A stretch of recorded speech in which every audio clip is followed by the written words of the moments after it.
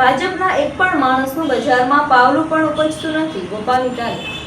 અમરેલી જિલ્લાના ધારીમાં આમ આદમી પાર્ટીના ધારાસભ્ય ગોપાલ ઇટાલિયા અને પ્રદેશ સંગઠન મહામંત્રી મનોજ સોરઠિયાની વિશેષ ઉપસ્થિતિમાં કિસાન ન્યાય સભાનું આયોજન કરવામાં આવ્યું હતું, જેમાં ગોપાલ ઇટાલિયાએ ભાજપની સરકાર ઉપર આકરા પ્રહારો કરતા જણાવ્યું હતું કે ભાજપના એક પણ માણસનું બજારમાં પાવલું પણ ઉપજતું નથી. એક પણ ભાજપના નેતાઓનું ગાંધીનગરમાં કશું પણ ઉપજતું નથી.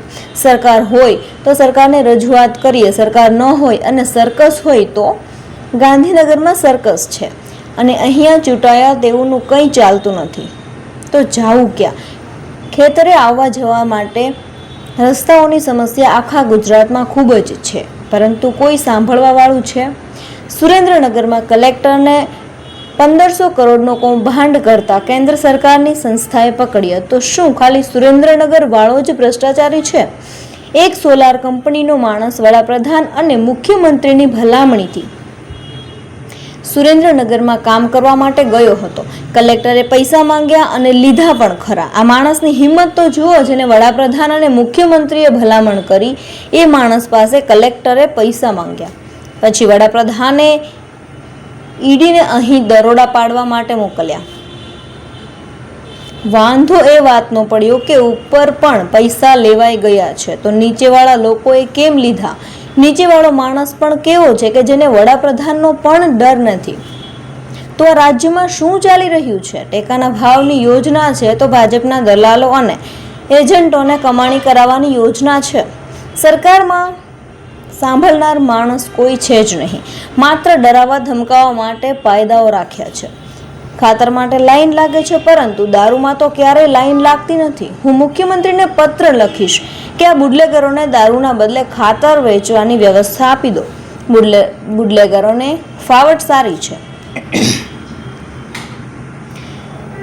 કાયદો ગરીબ માણસને ડરાવવા માટે અને વ્યવસ્થાની બધી જ ભાજપવાળા માટે. આપ પાર્ટીના અન્ય નેતા મનોજ સોરઠિયાએ પણ ભાજપ પર પ્રહાર કરતા જણાવ્યું હતું, ભાજપે અત્યાર સુધી ભ્રમણા ફેલાવી હતી કે ગુજરાતમાં કોઈ વિકલ્પ નથી. ગુજરાતમાં આપ હવે વિકલ્પ આપ આજે સત્તાને પડકારે છે. આ ગુજરાતની રાજનીતિમાં વર્ષો પછી જોવા મળ્યું. આપના યોદ્ધાઓ અને કાર્યકર્તાઓ કોઈની તાકાતથી ડરતા નથી.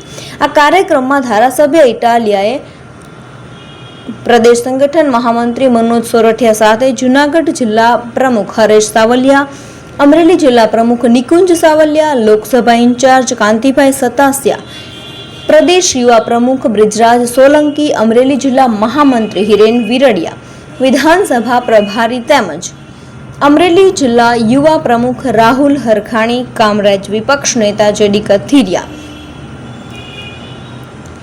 ધારી તાલુકા પ્રમુખ લાલજી ચૌવટિયા, બગસરા તાલુકા પ્રમુખ ભાવેશ ગોધાણી, વીરપુરના પૂર્વ સરપંચ પ્રતાપભાઈ વાળા સહિત મોટી સંખ્યામાં પદ અધિકારીઓ, કાર્યકર્તાઓ અને સ્થાનિક લોકો ઉપસ્થિત રહ્યા હતા.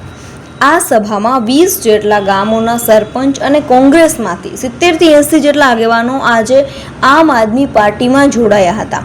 ચંપુભાઈ મકવાણા, શિવેડ કાળુભાઈ ધાધલ રામપુર, લાલભાઈ વાળા નાગંદ્રા, અજયભાઈ વાળા લાખાપાદર, પ્રદીપભાઈ દવે ફતેહગઢ, ગોરધનભાઈ વસોયા દેવળા, રણુભાઈ વાવડી, વિક્રમભાઈ જીયાણી માધુપુર, મનીષભાઈ Rathod Mithapur, Kalpeshbhai Korat Dangavadar, Vinubhai Manjusa Juna Charakh, Maganbhai Solanki Zarpara, Bharatbhai Vajaniya Jarjivdi, Lalbhai Gondaliya Karamdadi, marketing yard director Dhari Chandrakantbhai Chhedani Rampur, Rajubhai પીવીવાળા બોરડીબાર, કાઉન્સિલિંગ ઉપપ્રમુખ ધારી છત્રજીતભાઈ વાળા બોરડી, પૂર્વ યુવા કોંગ્રેસ પ્રમુખ ધારી કલ્પેશભાઈ ચાવડા ડાંગાવદર, ભાવેશભાઈ વાવરિયા ક્રાંગસા, પ્રતાપભાઈ વાળા વીરપુર, દલિતભાઈ ઇટોલિયા પૂર્વ કોંગ્રેસ શહેર પ્રમુખ સહિતના આગેવાનો